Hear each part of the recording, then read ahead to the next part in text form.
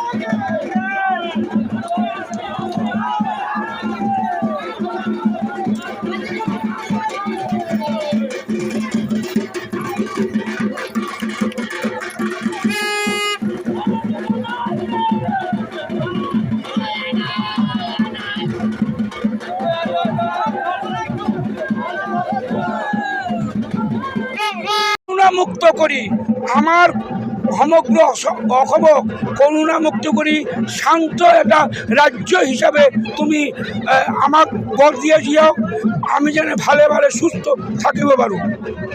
কোন কৰিব আহিছোঁ আমাৰ মনটো বেয়া কাৰণ বছৰ মূৰতে দেৱী আহে আজি আৰু দেৱীক মানে হেৰিব লগা হৈছে তথাপিও আমাৰ পৰম্পৰা দিবই লাগিব। কোকৰাঝাৰৰ আটাইতকৈ পুৰণি পূজা আমি আগত দিম বেলেগতে পাছতে দিব।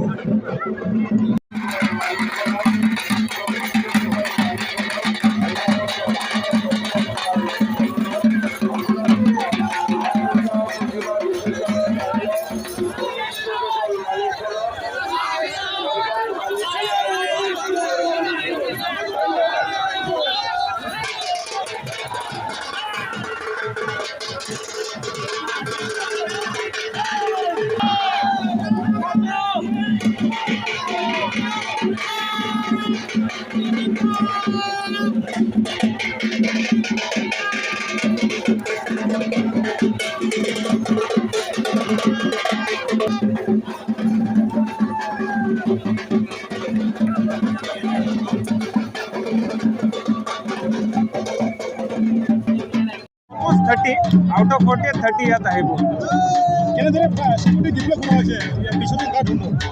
ইয়াত আমি সিকিউৰিটি সেইধৰণে ডিপ্লয় যিমান ইয়াত আছে আমি সেইকাৰণে প্ৰপাৰলি লাইন লগাইছোঁ কিউ লগাইছোঁ চ' ডেট যিমান মানুহ আহি আছে এনেকুৱা হ'ব নালাগে কি তাত ক্লাছ হৈ আছে। যিমান ভলেণ্টিয়াৰ আমি পিছতে তাক কৈ দিছোঁ কি প্ৰচেছন বন্ধ কৰাৰ পিছত তাতে শেষ কৰি ইয়াত আহি ডাইৰেক্টলি বিসৰ্জন কৰিব লাগে সেই অনুসাৰে আমি কৰিম। শান্তিপূৰ্ণভাৱে আজি দুৰ্গা সামৰণি কৰিলোঁ। Thanks to public of Kokrajhar. अभी हमें एक्सपेक्टेड है कि और एक 4-5 घंटा हमारा हाई अलर्ट में चल रहा है एंड हमें गारंटी है कि ये भी शांति से क्लियर हो जाएगा। अब क्या बोलना चाहते हैं आम लोगों को यहाँ में अच्छा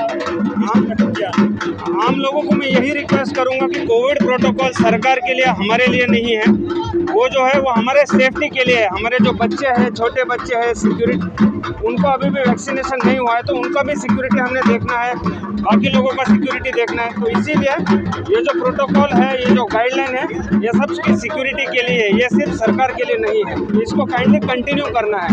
सारे जिले में कहाँ विसर्जन घाट बना गया है? আমার টার্গেট আছে কি সানসেট আগত আমি শেষ কৰিব লাগে সেইকাৰণে আমি যিমান সোনকালে হ'ব আমি কৰিব ট্ৰাই কৰি আছোঁ।